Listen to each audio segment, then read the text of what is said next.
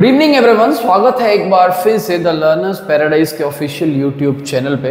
आज के सेशन को स्टार्ट करने से पहले मैं आपसे एक चीज़ पूछना चाहता हूँ कि अगर हम किन्हीं दो नंबर्स का एलसीएम निकालना चाहते हैं, आपको एलसीएम के बारे में पता होगा।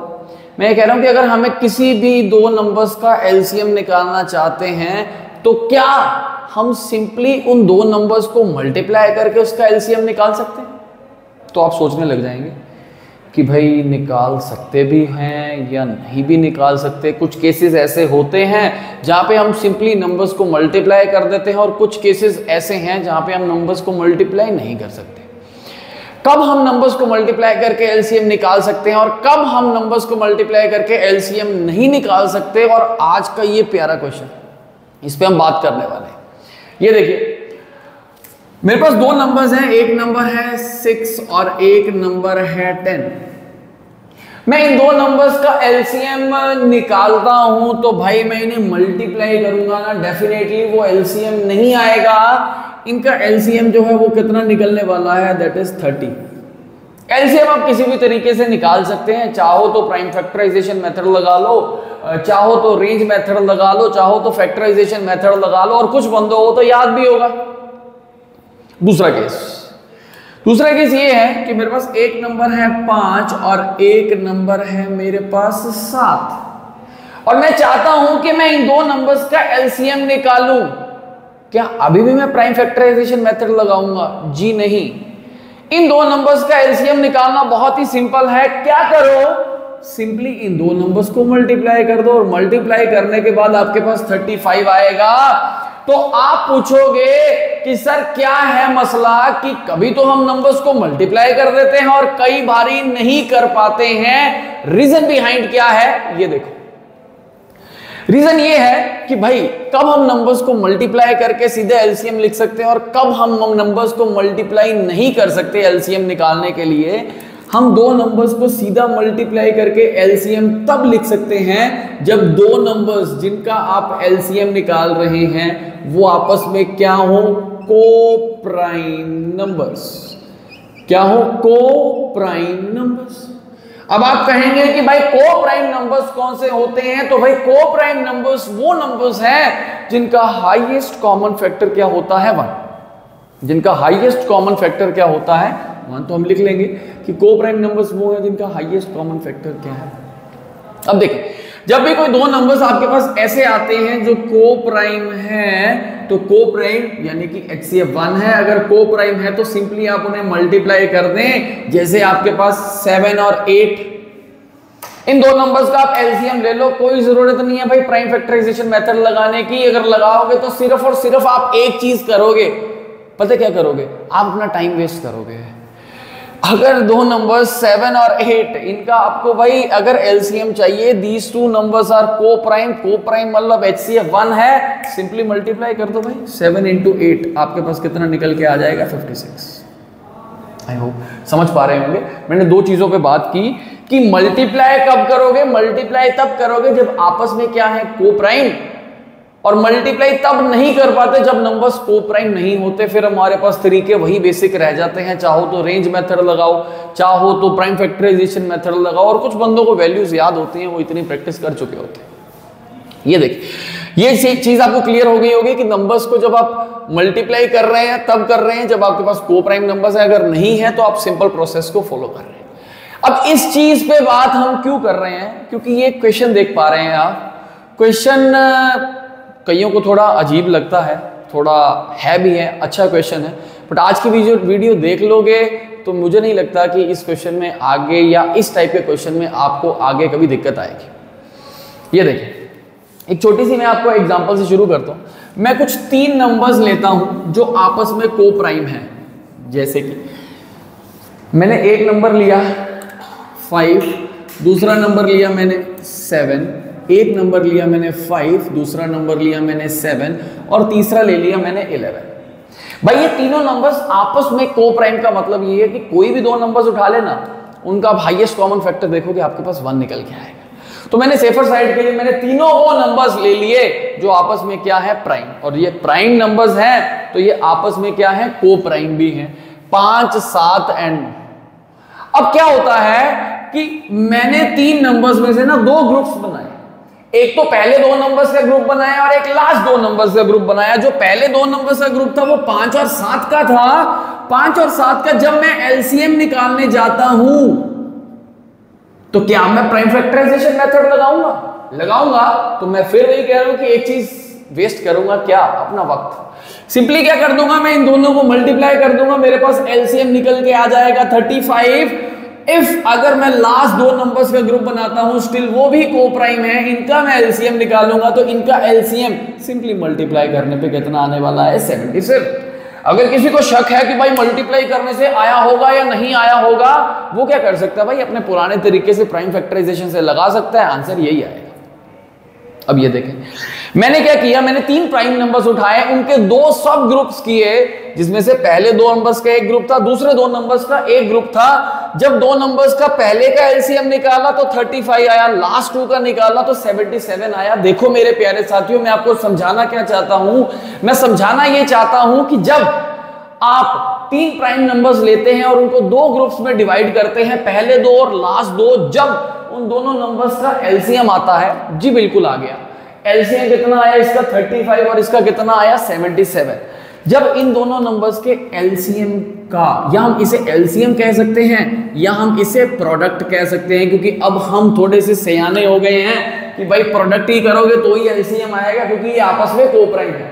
या तो आप प्रोडक्ट कह लो या एलसीएम कह लो। एग्जामिनर जो है ना वो भाई प्रोडक्ट कह रहा है, ये देखो वो एलसीएम नहीं कहेगा, तो मैं इसकी पिच में जा रहा हूं यहां पे। ये देखिए 7, 5, 35 एलसीएम आ गया भाई, या कह लो प्रोडक्ट आ गया। इन दोनों नंबर्स का एलसीएम 77 आ गया, या कह लो कि प्रोडक्ट कितना आ गया 77। और एक बहुत इंपॉर्टेंट चीज, जब ये तीनों आपस में कोप्राइम है, इनका एलसीएम 35 है और इसका एलसीएम 77 है, इन दोनों नंबर्स का जब आप एचसीएफ लेंगे, क्या लेंगे? एचसीएफ। अब इन दोनों नंबर्स का जब आप एचसीएफ लेंगे, एचसीएफ निकालने का तरीका या तो एक रेंज मेथड होता है, या डिफरेंस से निकाल सकते हो, या लॉन्ग डिवीजन मेथड है, जो आपको पता है आप उससे निकाल सकते हैं। 35 और 77 एचसीएफ निकालेंगे, आपके पास 7 निकल के आएगा डेफिनेटली। अब 7 ये क्या है भाई? ये 7 वो नंबर है जो तीनों में से सेंटर था भाई। ये 7 यहां भी मल्टीप्लाई हुआ, ये 7 यहां भी मल्टीप्लाई हुआ, और तो इनमें कुछ कॉमन था नहीं भाई, क्योंकि प्राइम नंबर्स वो नंबर्स होते हैं जिनके मात्र 2 फैक्टर्स होते हैं, या तो 1 होता है या नंबर इटसेल्फ होता है। इन तीनों नंबर्स में जो ये 2 कैलकुलेशन इनकी आई, इनमें और कुछ कॉमन नहीं था, एक ही चीज कॉमन थी। क्या कॉमन थी? वो बीच वाला नंबर। आई होप समझ पा रहे हो। ये आपके पास कितना निकल के आ गया है सर? ये देखें, अब होता क्या है कि जब आप इन्हें मल्टीप्लाई करते हो ग्रुप्स बना के, जो उनका एलसीएम आता है या जो प्रोडक्ट आता है उसका जो एचसीएफ होता है वो क्या होता है? एक्चुअली वो मिडिल टर्म होती है। ये चीज हमारे इस क्वेश्चन में कैसे काम आने वाली है ये देखें। हमें ये कहा कि 3 numbers which are co-prime to one another are such that the product of first 2 numbers is 551। हमें कहा यह गया कि 3 नंबर्स ऐसे पिक करो जो आपस में क्या है? को-प्राइम। अब आपने उठा लिया को-प्राइम, को-प्राइम को देख के ही चमक जानी चाहिए आंखें, ठीक है। अब क्या है कि 3 नंबर्स को-प्राइम है, पहले 2 नंबर का प्रोडक्ट, प्रोडक्ट का मतलब तो भाई यहां पे एलसीएम ही तो है। कितना आएगा भाई? 551 बताया गया है। और जो लास्ट 2 नंबर्स हैं उनका कितना है? 173, ये भी बताया गया है। Find the sum of all the 3 numbers. तीनों नंबर्स का आपने क्या निकालना है? सम। देखो मेरे प्यारे साथियों, अब सम निकालने के लिए भाई तीनों नंबर्स का पता लगवाना हमारे लिए जरूरी है।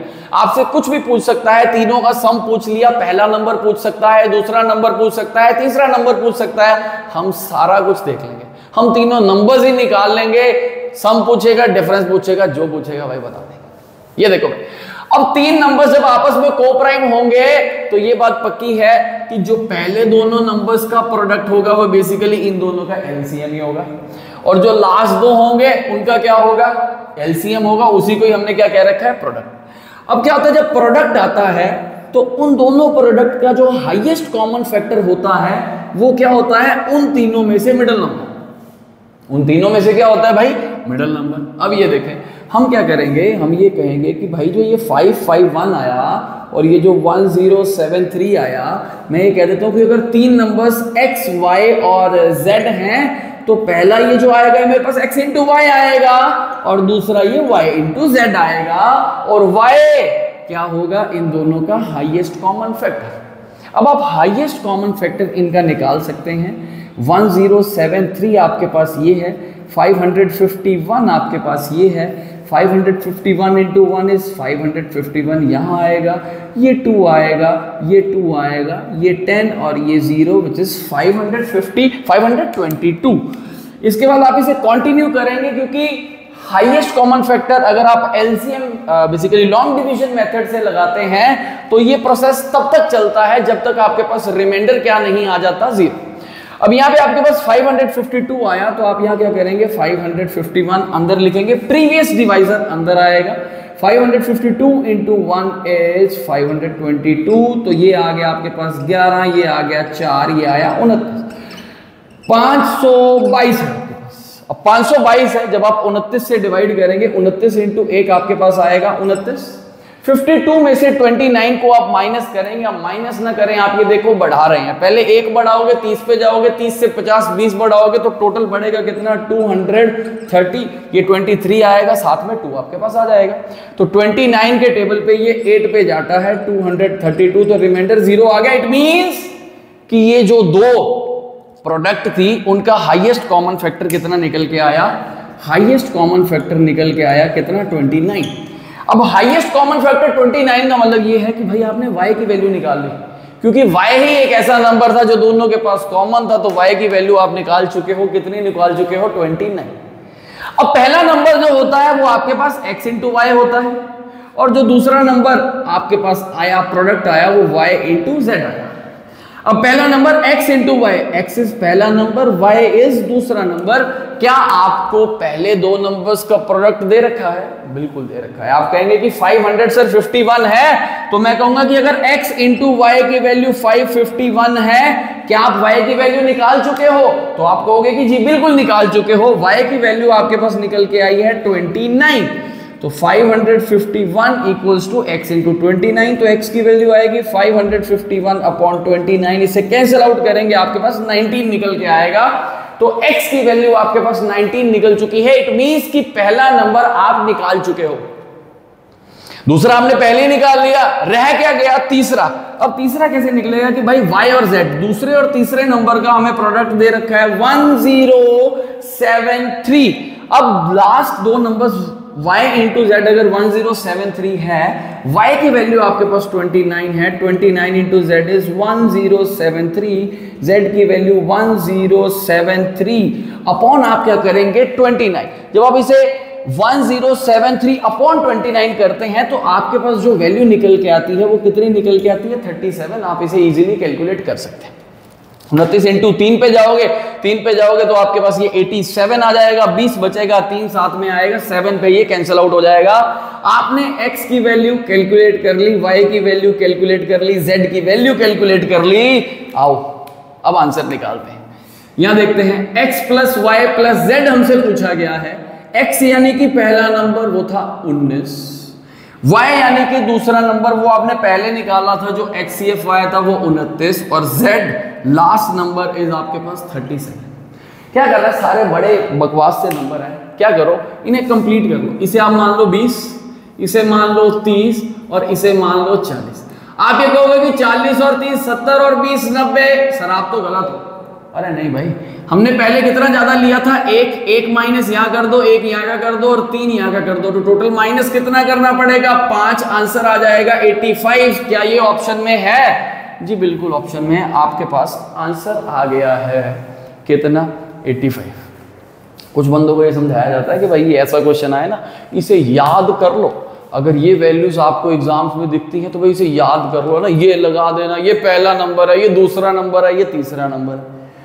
पर मेरा यही मानना है कि भाई अगर हम चीज़ों को समझेंगे तो बड़े लंबे समय तक ये चीज़ें हमारे दिमाग में रहेंगी। तो यही था आज का हमारा एक अच्छा क्वेश्चन। कुछ चीज़ें हमने देखी। जिस भी बंदे को हमारी ये वीडियो पसंद आई हो वो सेशन को जो है वो लाइक कर दे भाई।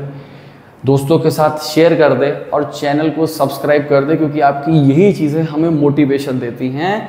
आप वीडियो को शेयर करेंगे, आप भी दोस्त पढ़ेंगे तो हमें ये चीज़ें मोटिवेट करेंगी, सो दैट आने वाले समय में हम आपके लिए और बढ़िया बढ़िया कंटेंट देते रहें। आप लोग ही हमारी स्ट्रेंथ हो गए।